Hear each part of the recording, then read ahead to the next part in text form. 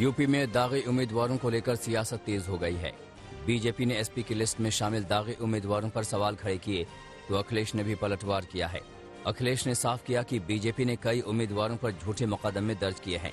इस बीच बीजेपी ने एसपी और कांग्रेस पर हिंदुओं के खिलाफ नफरत फैलाने वालों को पार्टी में जगह देने का आरोप लगाया।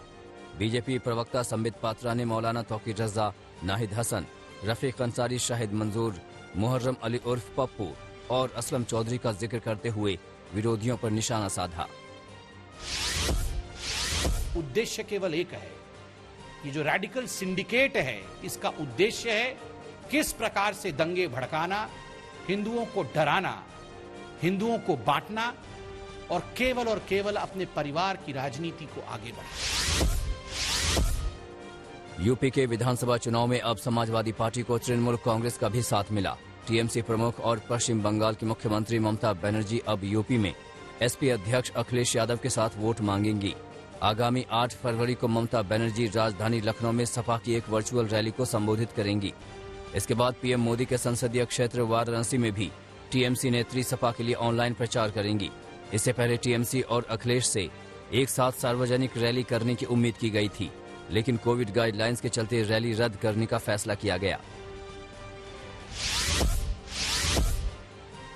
आम आदमी पार्टी ने पंजाब में भगवंत मान को मुख्यमंत्री पद का उम्मीदवार बनाया है। पार्टी ने सीएम फेस कौन होगा इसे लेकर राय ली थी।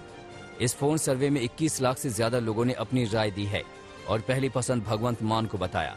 केजरीवाल ने कहा कि भगवंत मान को 93% लोगों ने सीएम की पहली पसंद बताया है। ऐलान के बाद भगवंत मान बेहद भावुक नजर आए। यूपी के बाद अब पंजाब में छापेमारी की सियासत तेज हो गई है। ईडी ने चरणजीत सिंह चन्नी के करीबियों के ठिकानों पर छापेमारी की। रेत खनन मामले में 10 ठिकानों पर रेड की गई। चरणजीत सिंह चन्नी के करीबी के घर पर भी मोहाली में छापेमारी की गई है। सूत्रों ने बताया कि प्रवर्तन निदेशालय पंजाब में अवैध बालू खनन मामले में पंजाब के मुख्यमंत्री चरणजीत सिंह चन्नी के कथित रिश्तेदारों से जुड़े परिसरों सहित अन्य जगहों पर तलाशी ले रहा है। ईडी ने मोहाली में भूपिंदर सिंहानी, जो कथित तौर पर सीएम चन्नी के रिश्तेदार हैं, उनके घर सहित राज्य में 10 से अधिक स्थानों पर छापेमारी की गई है। छापेमारी पर चन्नी ने प्रतिक्रिया देते हुए कहा कि वो इससे डरने वाले नहीं हैं।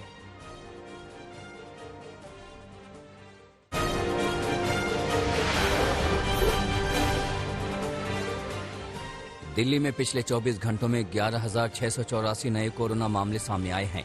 साथ ही एक दिन के भीतर 38 मौतों की भी पुष्टि हुई है। इस दौरान पॉजिटिविटी रेट 22.47% दर्ज की गई, जो कि बीते दिन से 5.52% कम है।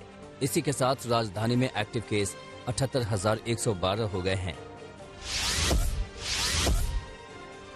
मुंबई में पिछले कई दिनों से कोरोना मामलों में गिरावट दर्ज की जा रही है। पिछले 24 घंटे में कोरोना के 6,149 नए मामले मिले हैं और 7 लोगों की मौत हो गई है। वहीं महाराष्ट्र में कोरोना के 39,207 नए मामले सामने आए हैं।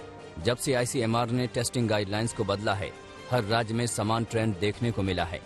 मामले तो कम हुए हैं, लेकिन उसके साथ साथ टेस्टिंग में भी भारी कमी आई है। कोरोना के केसों में गिरावट के बाद केंद्र ने राज्यों को टेस्टिंग बढ़ाने की सलाह दी है। केंद्र ने कहा कि टेस्टिंग बढ़ाने से महामारी की वास्तविक स्थिति का पता चलेगा और नागरिकों के लिए जरूरी एक्शन तुरंत लिए जा सकेंगे। कोरोना के इलाज की नई गाइडलाइंस में डॉक्टर्स को सलाह दी गई है कि वे मरीज को स्टेरॉइड्स देने से बचें। इससे ब्लैक फंगस जैसे दूसरे इन्फेक्शंस होने का खतरा बढ़ जाता है।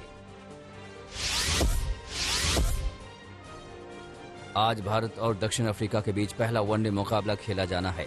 ये मुकाबला बोलैंड पार्क में दोपहर 2 बजे से शुरू होगा। इस मैदान पर भारतीय टीम का रिकॉर्ड बढ़िया रहा है और टीम ने अब तक कोई मैच नहीं गंवाया है। टेस्ट सीरीज हारने के बाद 3 वनडे मैचों की सीरीज में टीम इंडिया जीत के इरादे से उतरेगी। टीम इंडिया की कमान लोकेश राहुल के हाथ में है, जिन्होंने मुकाबले से पहले जीत का भरोसा जताया।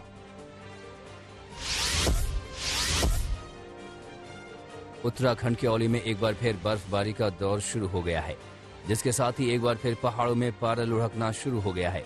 जहां औली में जमकर बर्फबारी हो रही है, तो वहीं नीचे जोशीमठ सहित तमाम निचली जगहों पर एक बार फिर जबरदस्त सर्दी का सितम देखने को मिल रहा है।